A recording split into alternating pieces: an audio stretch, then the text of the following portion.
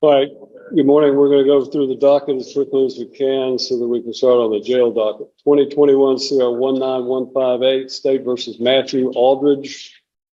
Are you Matthew Aldridge? Are you Matthew Aldridge? I'm the attorney of fact for Matthew Aldridge. You were what? The attorney of fact. Attorney what? Of fact. Attorney of fact. And what does that mean? His authorization to do legal representation. Are you a licensed attorney? No, I'm simply an attorney of fact. Okay. And does that mean you have a power of attorney? What is your name? What is your name? My name? Yes, sir. I don't have. You don't have a name? Pardon? I'm the attorney of fact for the respondent area. And here's the first red flag. In criminal court, a power of attorney doesn't magically turn someone into a lawyer. That's a common misconception.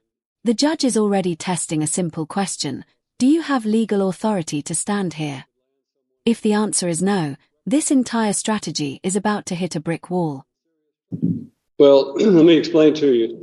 Only an attorney at law can stand in court and represent a criminal defendant. And to do so otherwise violates the criminal law statutes of the state of Tennessee and could land someone who attempts to represent themselves as an attorney at law in serious trouble. I understand what you're saying. I understand you're saying an attorney in fact. And what I want you to understand is that if you have a power of attorney, then you need to demonstrate that power of attorney. Do you have a legal document called a power of attorney? No, I do not at this time. Okay.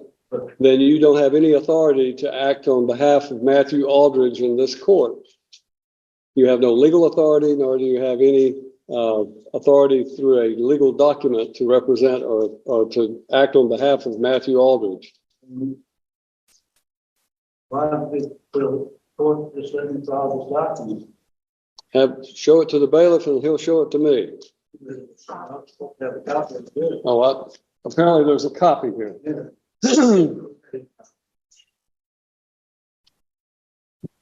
All right. This is in the state of Tennessee of Cheatham County and Chancery Court, which is filed in the wrong county because in the wrong court, because this is circuit court. You just be quiet. You go to the courthouse, it comes up. You need to listen to me instead of talking, okay? This is a challenge to the standing. The Supreme Court of the United States has stated that no corporation has standing anything to man. And then there's a quotation for Rundle versus Delaware Raritan Canal Company. And then it said, as well as it being a maximum of law, citing certain Latin phrases, dissimilar things ought not to be joined by a definition of Black's Law Dictionary.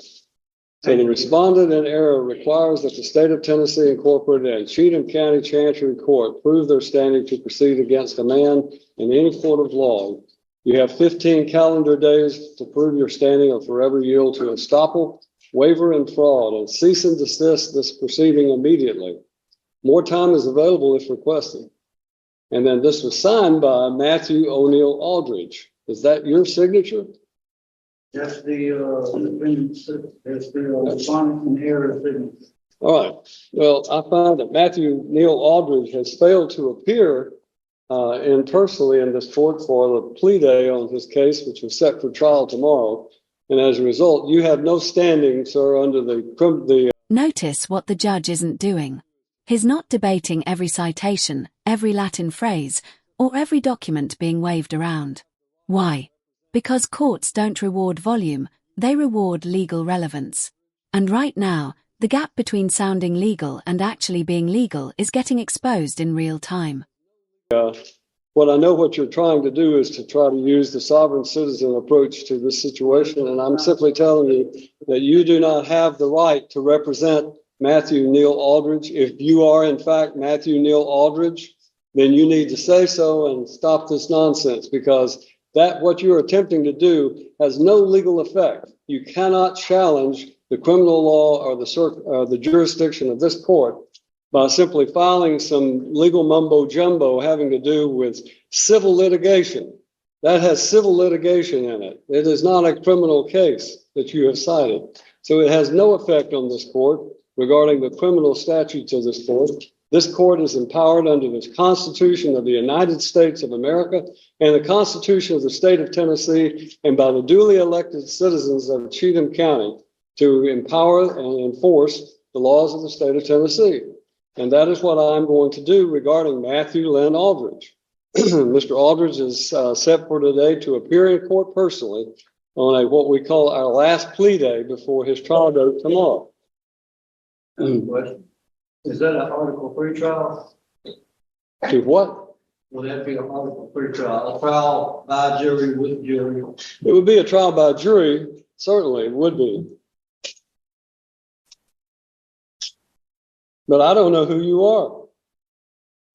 And I don't think you have any authority if you are not Matthew Lynn Aldridge to appear before this court. And you're wasting valuable time to all of these other citizens who are here today. So when I'm talking, you stop talking. No, you will when I'm finished talking. You are wasting the court's time by doing this, and I'm just simply instructing you that. This is the moment many defendants misunderstand. The judge isn't angry because someone disagrees with the court. He's frustrated because the conversation has stopped being about the actual criminal charges. Every minute spent arguing jurisdiction theories is a minute not spent dealing with the evidence, the plea offer, or the trial that's coming.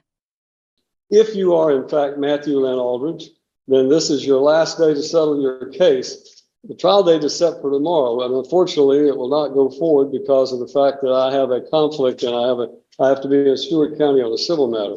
So we're going to assign a new trial date for Matthew Lynn Aldridge. Now, is there a possibility the jury wants?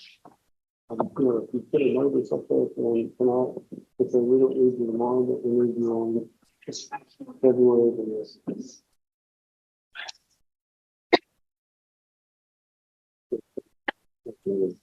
February 7th would be a day I could give it. Is that possible?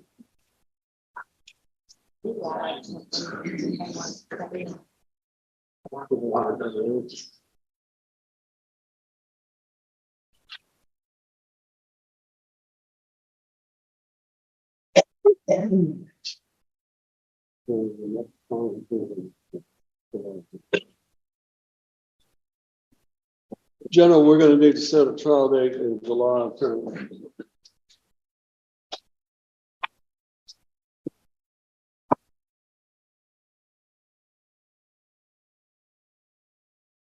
July 15th. I'm sorry. July 15th. July 15th. Watch how little the case has changed despite all the courtroom theatrics. No charges disappeared. No jurisdiction vanished. No constitutional loophole was discovered. After nearly 10 minutes of argument, the legal outcome is exactly where it was when the hearing started. That's the hidden lesson here. Courtroom strategies are judged by results, not confidence. All right. To Matthew Aldridge and the individual standing before me whose name must not be uttered, then we will set a July 15th trial date for Mr. Aldridge.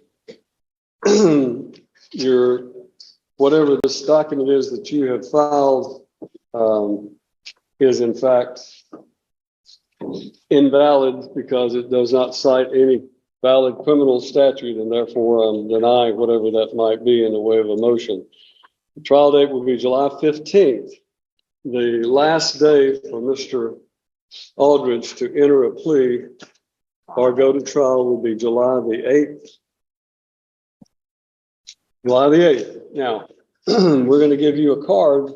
If you are, in fact, Matthew Aldridge and you're just playing games with the court regarding this nonsense that you filed, then you may get this card and you may go on about your business. If you are not Matthew Aldridge, then I would suggest to you, you relay to Mr. Aldridge that he must appear on July the 8th, or a bond revocation will take place, and his case will be will take place with him in jail, incarcerated on the 15th. That's the judgment of the court. You need to take your piece of paper and go on about your business.